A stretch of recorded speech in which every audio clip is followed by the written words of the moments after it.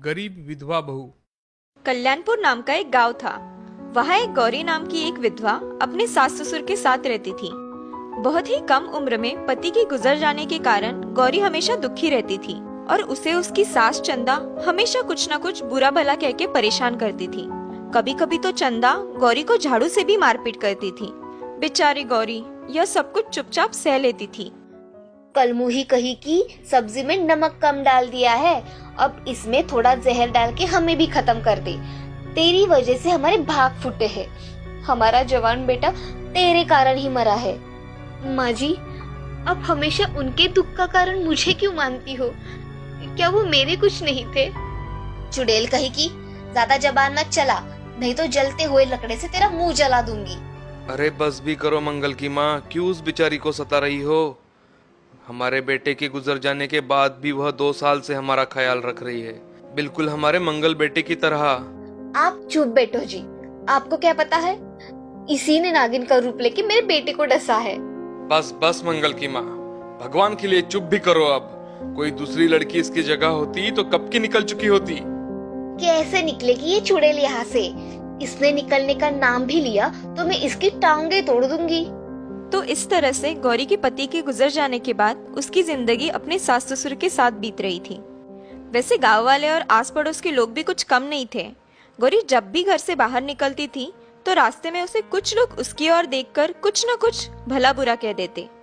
अरे वो देखो मंगल की विधवा अमंगल कही की, मनहूस कही की, शर्म नहीं आती घर से बाहर निकलने में। इस तरह से कुछ लोग उस बेचारे का अपमान कर देते थे, तो कुछ लोगों को उसके प्रति सहानुभूति भी थी।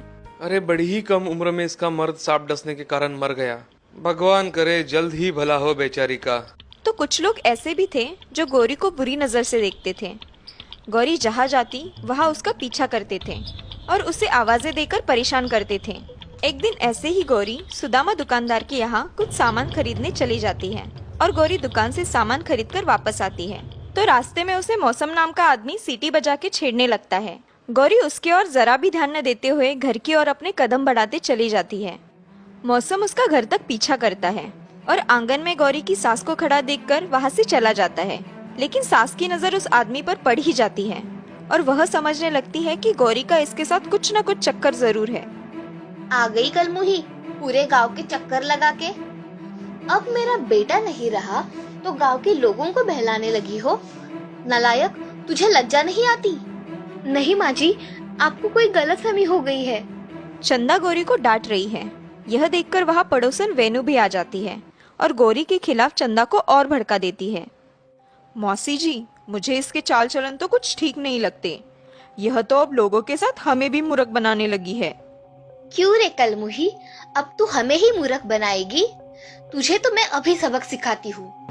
इतना कहकर बेचारी गौरी को पीटने लगती है। बेचारी गौरी माफी मांगने के सिवा कुछ नहीं कर पाती। फिर एक दिन गौरी खेत में बाबूजी के लिए खाना ले जा रही थी। मौसम उस पर नजर रखे हुए है और सुनसान जगह को देखकर रास्ते में ही गौरी का हाथ पकड़ लेता है। अरे नालायक, तेरे घर में कोई माँ बहन नहीं है क्या, जो इस तरह रास्ते में महिला को छेड़ रहा है?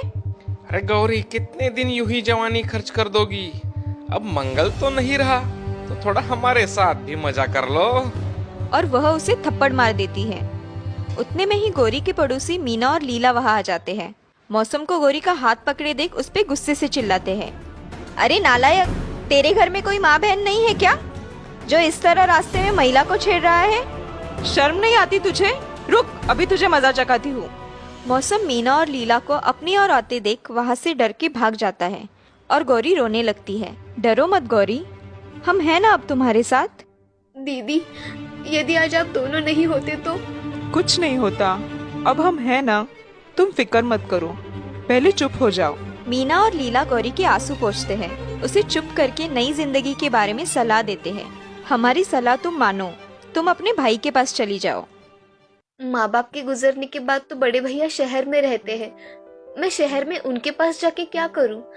और फिर मैं वहाँ चली गई तो यहाँ इनके माँ बाप का ख्याल कौन रखेगा?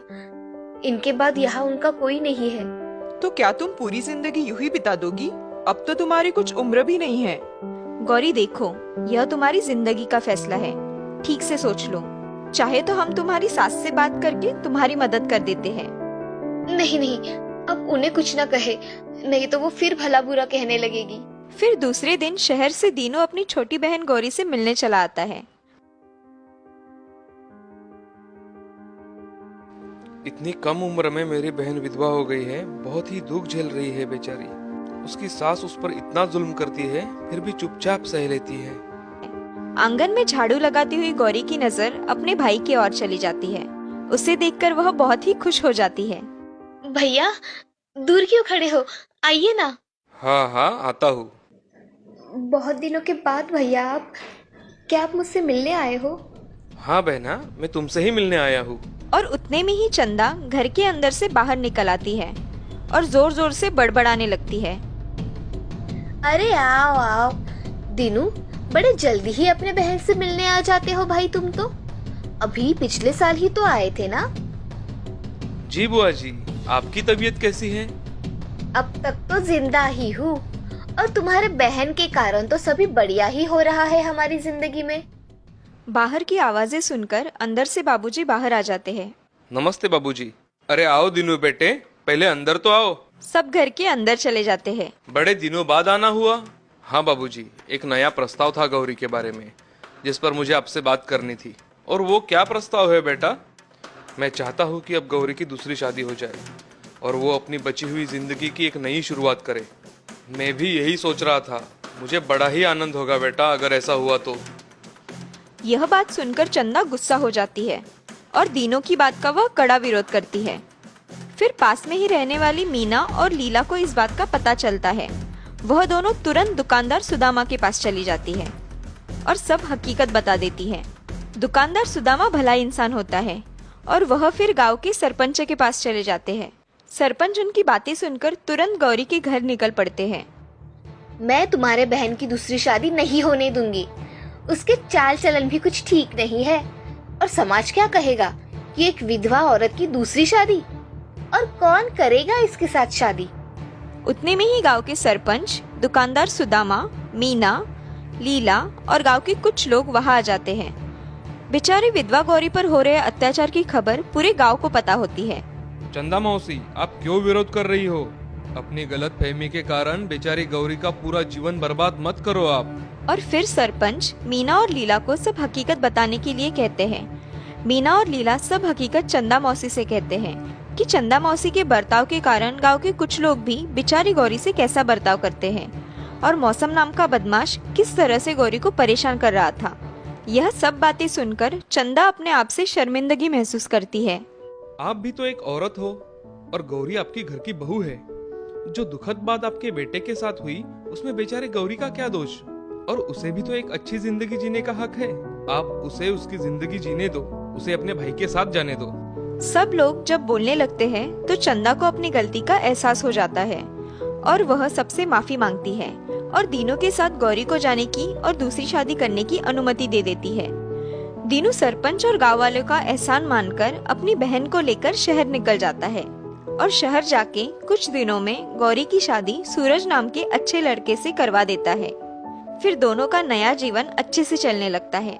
गौरी अब सूरज के साथ खुश है।